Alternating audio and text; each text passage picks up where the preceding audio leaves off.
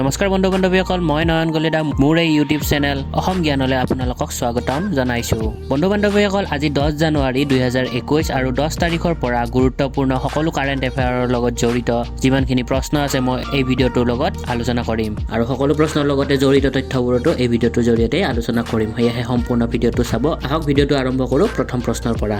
প্ৰথম প্ৰশ্নটো কৈছে যে নিম্নলিখিত কোনখন দেশ গল্ফ কৰ্পোৰেচন কাউন্সিলৰ সদস্য নহয়? তাৰমানে গল্ফ কৰ্পোৰেচন কাউন্সিলৰ সদস্য কোনখন দেশ নহয় বুলি ইয়াতে সুধিছে। তলত 4টা উত্তৰ দিয়া আছে, তাৰ পৰা শুদ্ধ উত্তৰটো বাছি উলিয়াব লাগে। এই প্ৰশ্নটোৰ শুদ্ধ উত্তৰটো হৈছে দমন। আপোনালোকে দেখিছে যে চাউদি আৰব, ওমান, কাটাৰ, বাহৰেইন, কুৱেইট এইকেইখন দেশ জিচিচিৰ সদস্য। জিচিচি মানে গল্ফ কৰ্পোৰেচন কাউন্সিলৰ সদস্য, কিন্তু দমন দেশখন নহয়। গল্ফ কৰ্পোৰেচন এই পৰিষদখনত 6খন দেশ সদস্য হিচাপে আছে। সেইকেইখন হৈছে বাহৰেইন, কুৱেইট, ওমান, কাটাৰ, চাউদি আৰব আৰু UAE। এই দেশসমূহৰ লিডাৰসকলে সলিডাৰিটি আৰু ষ্টেবিলিটিৰ নামত ৰিচেণ্টলি এখন এগ্ৰিমেণ্ট চাইন কৰিছে, যিখন বহুত গুৰুত্বপূৰ্ণ এগ্ৰিমেণ্ট হয়। সেইবাবে এই নিউজটো বহুত চৰ্চাত আছে। আমি যদি গল্ফ কৰ্পোৰেচন কাউন্সিলৰ হেডকোৱাৰ্টাৰৰ কথা কওঁ, তেতিয়াহ'লে গল্ফ কৰ্পোৰেচন কাউন্সিলৰ হেডকোৱাৰ্টাৰ চাউদি আৰবৰ ৰিয়াজত আছে। ইয়াৰ এষ্টাব্লিছমেণ্ট 1981ত হৈছিল। এই চনটো আপোনালোকৰ মনত ৰাখিব, অতিকে গুৰুত্বপূৰ্ণ সময় বা অতিকে গুৰুত্বপূৰ্ণ চন। বলক আমি দ্বিতীয় প্ৰশ্নটোলৈ যাওঁ। প্ৰশ্নটো হৈছে যে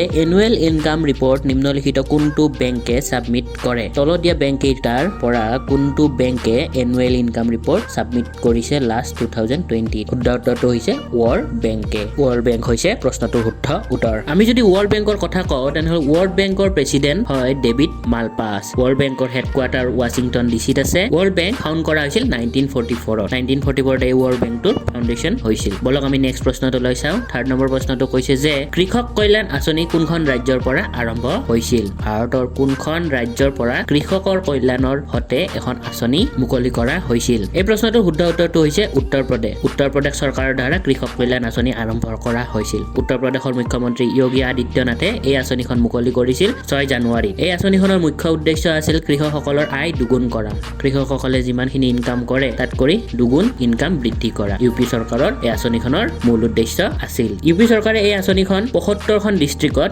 উত্তৰ প্ৰদেশত মুকলি কৰি দিব, আৰু যাৰ দ্বাৰা কৃষকসকল বহুত লাভান্বিত হ'ব।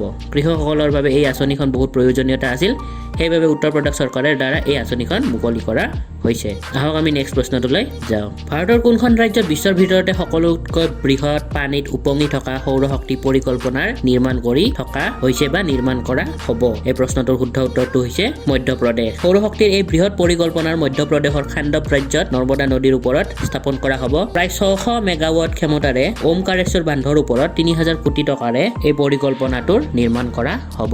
এই পৰিকল্পনাৰ 2022 বা 2023 চনত ইয়াৰ সঞ্চালন আৰম্ভ হৈ যাব। এই প্ৰশ্নটোত আমি কথা পাতি আছো মধ্যপ্ৰদেশৰ বিষয়ে। মধ্যপ্ৰদেশৰ ওপৰত থকা কেইটামান কমন প্ৰশ্নৰ কথাও আমি ইয়াতে জানি লওঁ আহক। মধ্যপ্ৰদেশৰ ৰাজধানী হৈছে ভোপাল, যিটো সকলোৱে জানে, আৰু লাৰ্জেষ্ট চিটি হৈছে ইন্দোৰ। ৰাজ্যখনৰ গভৰ্ণৰৰ নাম হৈছে আনন্দীবেন পেটেল, আৰু যদি চিএমৰ কথা ক'বলৈ যাওঁ তেনেহ'লে মধ্যপ্ৰদেশৰ চিএম জনৰ নাম হৈছে শিৱৰাজ সিং চৌহান। বলক আমি নেক্সট প্ৰশ্নটো চাওঁ। এই প্ৰশ্নটো যিটো মই এতিয়া ক'বলৈ ওলাইছো, এই প্ৰশ্নটো আগন্তুক পৰীক্ষাত অহাৰ পূৰ্ণ সম্ভাৱনা আছে। প্ৰশ্নটো ভালদৰে চাব। ভাৰতীয় সেনাৰ ডেপুটি অফ আৰ্মি ষ্টাফৰ ৰূপত কোনজন ব্যক্তিক ৰিচেণ্টলি নিযুক্তি দিয়া হৈছে? ইয়াৰ শুদ্ধ উত্তৰটো হৈছে শান্তানু দয়াল সিং। শান্তানু দয়াল সিঙক SS হাজৱানীৰ স্থানত নতুন ডেপুটি চিফ অফ আৰ্মি ষ্টাফত নিযুক্তি দিয়া হৈছে। এই প্ৰশ্নটো বহুতেই বেছি ইম্পৰ্টেণ্ট, চ' আপোনালোকে মনত ৰাখিব। ইয়াৰ পিছৰ প্ৰশ্নটোলৈ আহো। বিশ্বৰ ভিতৰতে সৰ্ববৃহৎ প্লেটফৰ্মখন কোনখন ৰাজ্যত উদ্ঘাটন কৰা হ'ব? মাৰ্চ 2021ত কোনখন ৰাজ্যত ৰেলৱে প্লেটফৰ্মখন উদ্ঘাটন কৰা হ'ব? ইয়াৰ শুদ্ধ উত্তৰটো হৈছে কৰ্ণাটকা। কৰ্ণাটকাৰ চিদ্ধোৰা স্বামীজী ৰেলৱে হুবলিত বিশ্বৰ ভিতৰতে সৰ্ববৃহৎ 1500 মিটাৰতকৈ অধিক ৰেলৱে প্লেটফৰ্মৰ PM নৰেন্দ্ৰ মোদীৰ দ্বাৰা উদ্ঘাটন কৰা হ'ব মাৰ্চ 2021ত। এতিয়ালৈকে উত্তৰ প্ৰদেশৰ গৌৰখপুৰৰ ৰেলৱে ষ্টেচনটো 1355 মিটাৰ দীঘল প্লেটফৰ্ম আছিল বিশ্বৰ ভিতৰত, কিন্তু এতিয়া গৌৰখপুৰ দ্বিতীয় স্থানত আহিব আৰু প্ৰথম স্থানত থাকিব কৰ্ণাটকাৰ চিদ্ধোৰা স্বামীজী ৰেলৱে হুবলি ষ্টেচনটো। নেক্সট প্ৰশ্নটোলৈ আহো। কাৰ অধ্যক্ষতাত দক্ষিণ এছিয়াৰ শক্তি সুৰক্ষাৰ উচ্চস্তৰীয় বৈঠক গঠন কৰা হৈছিল? ইয়াৰ শুদ্ধ উত্তৰটো হৈছে ৰাম বিনয় চাহি।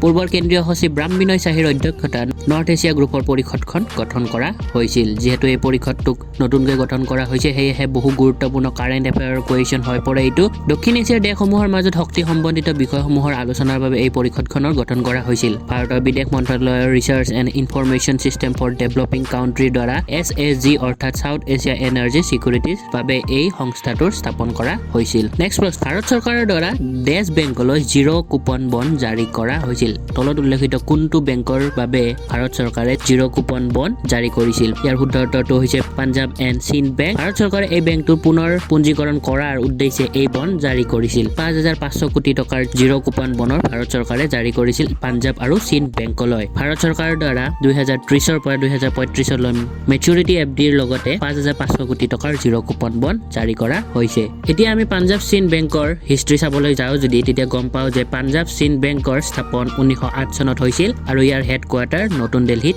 আছে আৰু এই বেংকটোৰ MD আৰু CEO হৈছে S কৃষ্ণন নেক্সট প্ৰশ্নটোলৈ আহো নিম্নলিখিত কোনখন ৰাজ্যই কৃষক সূৰ্যোদয় আঁচনি ৰূপায়ণ কৰিছিল ইয়াৰ শুদ্ধ উত্তৰটো হৈছে গুজৰাট দিনৰ সময়ছোৱাত বীজৰ সিঁচৰণি কৰাৰ বাবে বিজুলীৰ নাটনি সমস্যা দূৰ কৰিবলৈ গুজৰাট চৰকাৰে এই আঁচনিখনৰ ৰূপায়ণ কৰিছিল এই আঁচনিখনৰ জৰিয়তে ৰাতিপুৱা 5 বজাৰ পৰা ৰাতি 9 বজালৈকে বিজুলী যোগান ধৰাৰ ব্যৱস্থা আছে আহক আমি আজিৰ শেষৰ প্ৰশ্নটো চাওঁ বিগত সময়ছোৱাত কোনখন দেশে মৃত্যুদণ্ডৰ কাৰাদণ্ড নিয়মটো উঠাই দিছে ইয়াৰ শুদ্ধ উত্তৰটো হৈছে কাজাকিস্তান দেশৰ পৰা মৃত্যুদণ্ডৰ কাৰাদণ্ডটো উঠাই দিয়া হৈছে কাছিন জমাৰ্টকে নাগৰিক আৰু ৰাজনৈতিক অধিকাৰৰ আন্তঃৰাষ্ট্ৰীয় বাৰ্তা দ্বিতীয় বৈকল্পিক প্ৰট'কলৰ সংশোধনীয় সমৰ্থনত এই কাৰাদণ্ডটো উঠাই লয় বন্ধু বান্ধৱীসকল আজিলৈ ইমানেই আশা কৰিলোঁ ভিডিঅ'টো ভালদৰে বুজি যদি ভিডিঅ'টো ভাল পালে লাইক কৰিব লগতে ভিডিঅ'টোৰ ৰিলেটেড যদি কিবা কুৱেশ্যন থাকে মোক কমেণ্ট বক্সত কমেণ্ট কৰিবলৈ নাপাহৰিব যদি আপুনি আমাৰ চেনেলত নতুন আহিছে তেনেহ'লে ছাবস্ক্ৰাইব কৰি ল'ব আমাৰ চেনেলটো লগতে বেল আইকনটো দবাই ল'ব যাতে আমাৰ পৰা ভিডিঅ' আপলোড হোৱাৰ লগে লগে আপুনি নটিফিকেশ্যন